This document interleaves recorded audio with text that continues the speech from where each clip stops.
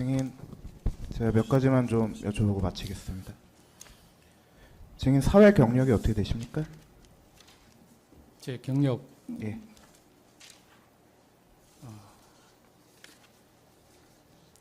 저기 39회 사법시험에 합격해서 공익법무관을 3년을 마치고 검사로 임용되어서 2018년 5월은 제가 정확히 기억 안 납니다만 여름까지 검사로 근무했습니다. 그리고 그 이후에 로펌에서 변호사 생활을 했고요. 그러다가 2024년 아까 5월 날짜가 정확한지 모르겠습니다. 5월 31일자로 법률비서관으로 임용이 되었다가 그해 24년 12월 13일자로 퇴직 처리가 되었습니다. 그리고 한 4개월 정도 제가 좀 그냥 몸과 마음을 다스리면서 쉬다가 지금은 변호사로 활동하고 있습니다. 어디서 변호사로 근무하고 계십니까? 로펌에서 근무하고 있습니다. 무슨 업무 맡고 계십니까? 뭐 송무, 자문, 형사변호 이런 거 하고 있습니다.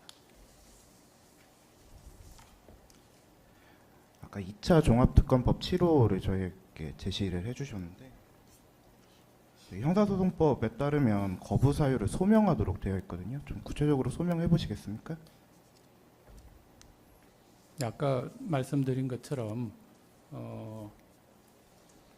그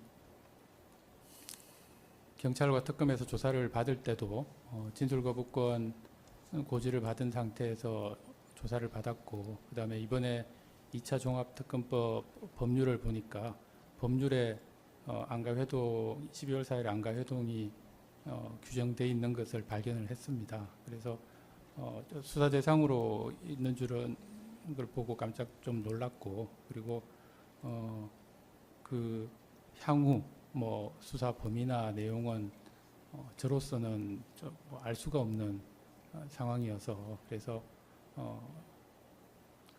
뭐 제 입장에서는 정언 거부를 할 수밖에 없는 사정이라는 것을 앞서 말씀드렸었습니다. 소환 통보를 받은 사실이 있습니까? 아직 없습니다. 통화 내역이나 이런 전기통신 관련한 수사 통보를 받은 사실이 있습니까? 그것은 제가 알 수가 없습니다.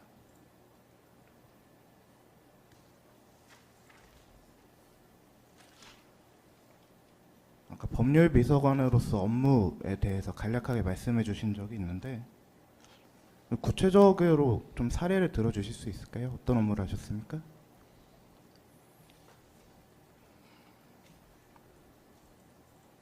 생각나는 구체적인 사례 말씀이십니까? 그래서 기본적으로 뭐 주요 법률 재개정되는 거는 이렇게 뭐 소관 부처가 있기는 하지만 이렇게 경과를 체크를 했고요. 그다음에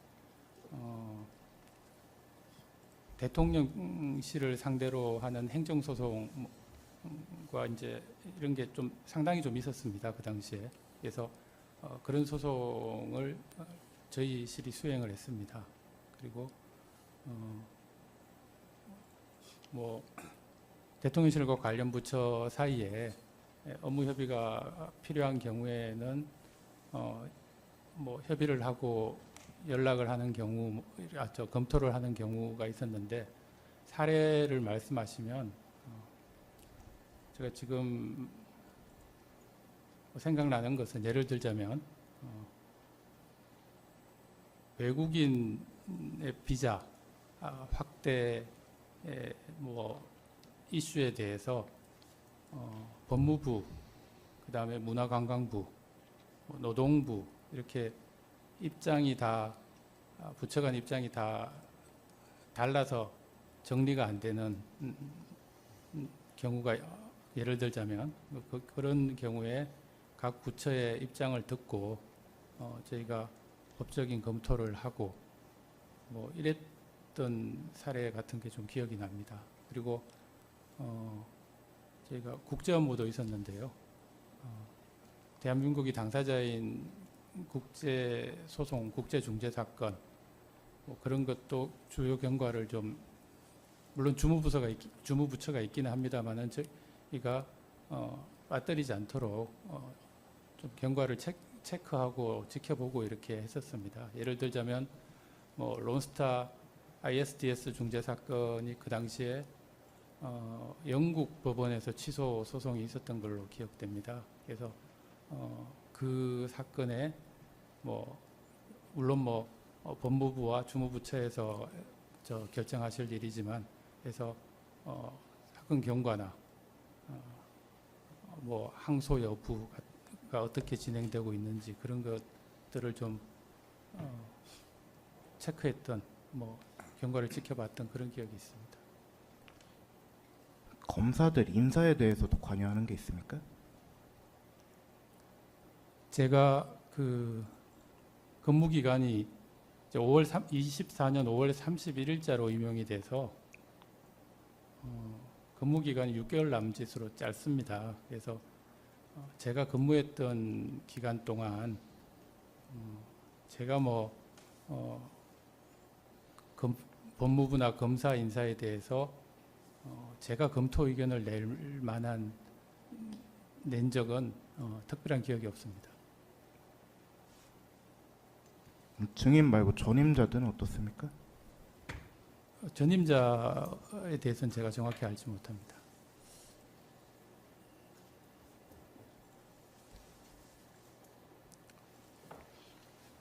아까 민정수석 지시가 있으면 민정수석에게 보고한다 이렇게 말씀하신 적이 있는데 다른 수석이나 다른 사람들이 증인에게 지시하는 일이 있습니까?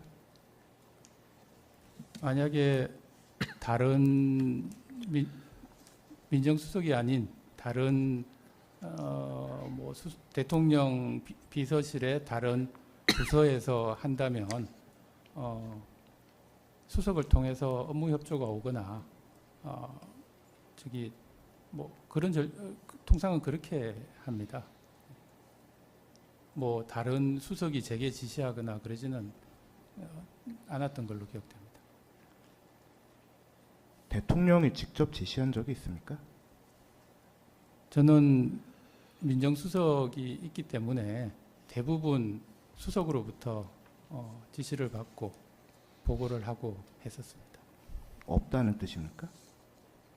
직접 제게 지시하신 거는 거의 기억이 안 나고 뭐 가끔가다 아주 간단한 뭐 법조문에 뭐가 있는지 이런 거는 뭐 가끔 물어보신 경우는 있었습니다. 그건 뭐 지시라고 보기는 좀 업무 지시라고 보기는 좀 어렵고요.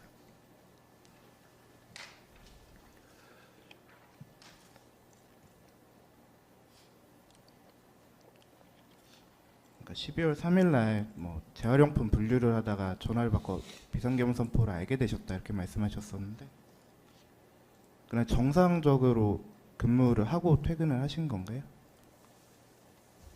네, 그렇습니다. 근무하시면서 뭐 특별한 지시를 받거나 상황이 발생하거나 한 건 있습니까? 전혀 몰랐습니다.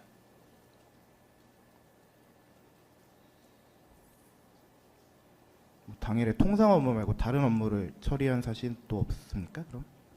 12월 3일 말씀이십니까? 그냥 보통 때와 똑같았습니다. 그러니까 12월 13일자로 사직 처리가 되셨다고 말씀하셨었는데 공식적인 사직 처리 절차가 어떻게 되나요?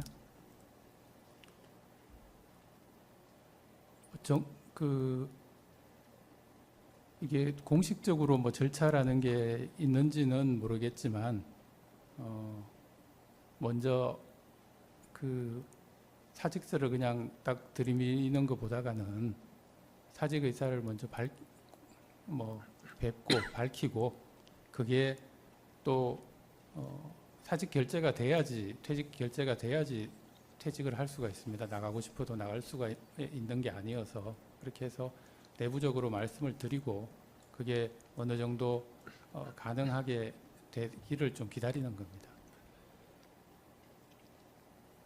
공무원이 의원 면직을 하려면 공식적으로 뭐 그런 의사 표시를 해야 될 것 같은데요.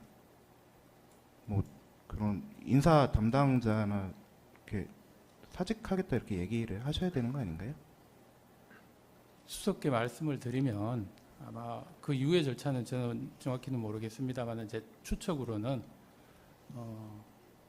뭐 그래도 사직서 비서관 사직서 결재권자는 대통령이니까 그쪽으로 먼저 말씀을 드리지 않나 추측이 됩니다. 뭐 실무자한테 그 실무 절차를 밟기 전에 그게 먼저 순서인 걸로 생각합니다.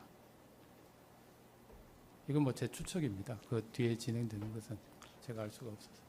증인께서는 민정수석에게 얘기를 하셨고 그 뭐 실무적인 의원 면직 처리 절차가 어떻게 되는지는 모르겠다 이런 말씀이십니까? 민정수석께 말씀을 드렸고 그리고 얼마 후에 저로서는 그 당시에 뭐 사직 처리가 될지 안 될지 가늠할 수가 없는 상황이었습니다. 그래서 뭐 이런 굉장히 혼란스러운 상황이었기 때문에 이 혼란스러운 상황에서 뭐 저 같은 비서관 한 명의 사직이 결재가 될 수 있을까 뭐 이렇게 생각도 했습니다만은 좀 지나고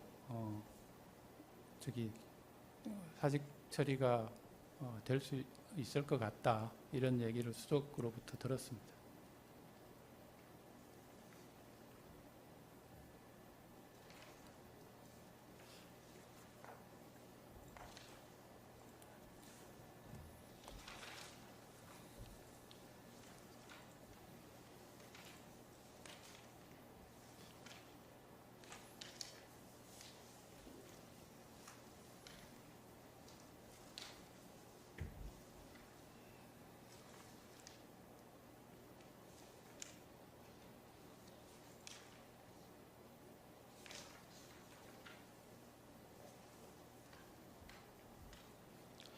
마지막으로 좀 여쭤보고 마치겠습니다. 그 주신문 4-19번 관련해서 증거목록 순번 906번 화면에 띄워주실 수 있을까요?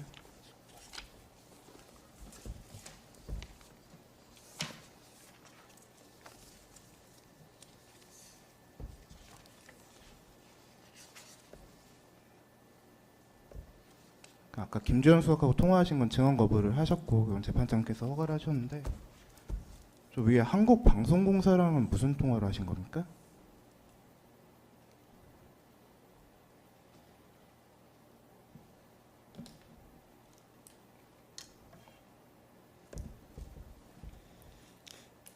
정확히 기억나지는 않습니다. 아마 추측컨대 KBS 기자 아닐까 추측이 됩니다. 제가 뭐 그 당시에 뭐 일이 계엄 발생 그 당시에 뭐 여기저기서 물어오는 사람들이 많았는데 제가 뭐 경위를 알 수 없기 때문에 그래서 한국방송공사면 KBS 기자 아닐까 추측이 됩니다. 업무폰 아닐까 싶습니다. 증인 개인 휴대전화 번호로 연락 오는 기자들이 좀 있었습니까 당시에? 기자들이 많이 전화가 오는데 제가 대부분 통화를 안 하고 예전부터 오래 알았던 사람들은 가끔 통화를 하고 그랬습니다.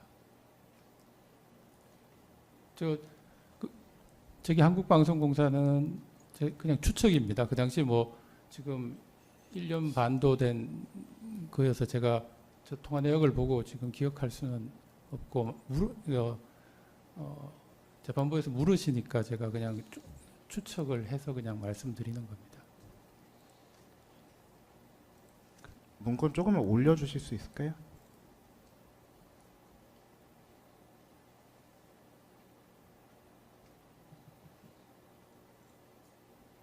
저희 이원모가 그 대통령실 비서관 이원모가 맞습니까? 공직기강 비서관입니다. 이현보 씨랑은 무슨 통화했습니까? 통화를 많이 하신 것 같은데요. 이 시간을 보면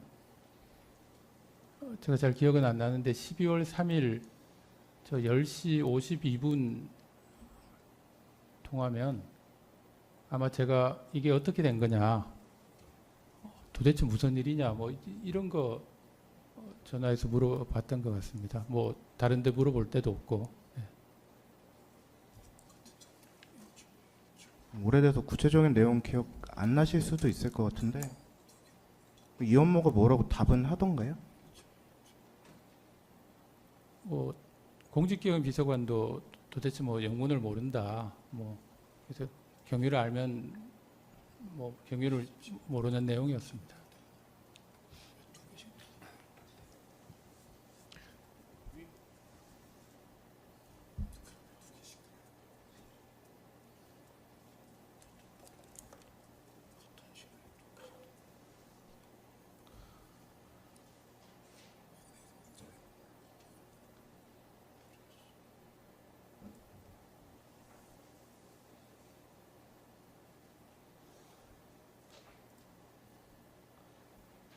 뭐 그러면 비상계엄 선포 되고 나서 증인한테 여러 사람부터 전화를 받으신 건가요?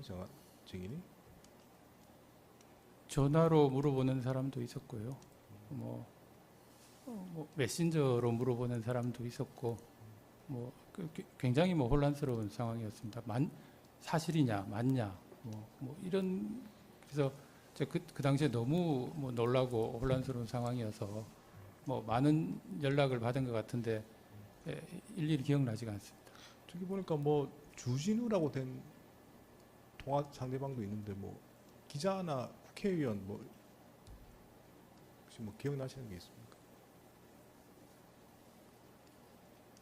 저게 시간을 보면 네. 22시 40분이면 아마 제가 계엄 발생한 거를 이제 뭐 TV로 보고 있든지 하면서 굉장히 놀라고 있던 시간으로 추정이 되는데 되게 짧게 통화한 걸로 좀 보입니다. 뭐 정확히 기억나지는 않습니다만은 저 주진우는 저 전전임 법률비서관이었던 주진우 의원 국회의원 말씀하시는 예, 건가요? 같고요. 네. 도대체 계엄 왜 한 거냐, 뭐 이런 전화가 와서 제가 전혀 모른다, 뭐 이런 대답을 했던 것 같습니다. 그 앞에 대답하신 것 중에 조금 더 확인을 해봐야 될 것 같아서 일반적인 질문입니다. 지금 법률 비서관과의 업무에 대해서 쭉 이야기하시면서 주무 부처가 있다 하더라도 이제 법률적인 검토를 이제 하는 경우가 있다고 하시고, 예컨대 뭐 법무부의 의견, 뭐 노동부의 의견, 뭐 외교부 의견이 다 다를 수 있는 어떤 사안일 수가 있는데 그 의견을 검토해 본다 이렇게 말씀하셨거든요. 아까 그 네, 예, 사례로 물어보시길래 예, 네. 그랬습니다. 그런 의견을 검토하면 법률 비서관으로서는 그러니까 이제 검토하는 건 목적이 있을 거 아닙니까? 그러니까 이제 뭐 이렇게 주무부처가 여러 개가 있는데 관련 부처 주무부처가 여러 개 있는데 뭐 부처마다 이해관계가 있겠죠. 그러니까 자기들이 원하는 방향이 좀 다 다를 수도 있고 이제 그런 것들을 이제 검토해 보신다는 입장이신 것 같은데, 네. 그럼 법률 비서관에서 이런 걸 검토한 후에 그 다음은 뭘 하시는 건가요? 아까 이제 예를 들어서 그 말씀드린 그 외국인 비자 확대 같은 경우는 이제 법무부는 아무래도 조금 엄격한 입장이고, 그다음에 이제 문화부 같은 경우는 조금 그 확대하자, 뭐 이런, 그래서 이제 저 관광, 외국인 관광을 늘리자는 그런 입장일 수 있는데, 그래서 부처 간의 입장이 다를 경우에 양쪽의 입장을 듣고, 그다음에 이제 뭐 근거나 그런 게 있으면 이제 그거를 듣고 그것을 양측에다가 전해줍니다. 저희가 검토를 한 것을. 그리고 뭐 어느 게 저기 조금 더 타당성이 있어 보인다, 뭐 이런 의견을 내는 경우도 있고 그렇습니다. 결국은 이제 부처마다 조금씩 의견이 다를 때 이제 법률 비서관이 그 이제 입장의 근거 등을 검토해보고 어느 하나의 방향을 정해주시는 입장이신 거네요, 결국은. 저희는 그냥 그 중간에 협조 의견이 들어올 경우에 그냥 법적인 검토를 협조 의견으로 하는 겁니다. 그래서 아까 예를 든 사례 같은 경우는 제 기억에 이제 주로 태국이 이제 문제가 돼서 문화부 쪽에서는 너무 엄격하게 해서 이제 반항 감정도 일어나고 뭐 조금 저 문제가 늘리는 게 좋겠다라는 입장이었던 반면에 법무부 의견을 들어보면 불법 체류자가 가장 많은 뭐 제가 정확히 수치는 기억이 안 납니다만은 뭐 많은 몇 개 국가 중에 하나로 이제 또 그 국가가 있어서 그래서 지금 늘리는 것은 어렵다. 뭐 해서 그런 양쪽의 이제 의견을 듣고 뭐 저희 보충 의견을 그냥 협조 의견을 그냥 드리는 겁니다. 그러니까 이제 그 주무부처나 관련 부처 등에서 서로 이제 업무 수행 과정에서 이제 서로 의견이 달라서 문제가 생기니까 이제 협조 요청을 지금 법률 비서관 쪽에다가 뭐 민정수석이든 그쪽에다 협조 요청을 하면 의견을 다 들어보고 협조 의견을 보낸다. 보내지는 않고 그냥 저희가 검토한 거를 네. 그냥 뭐 구두로 전달하는 경우도 있고요. 예, 그렇게 하고 있습니다.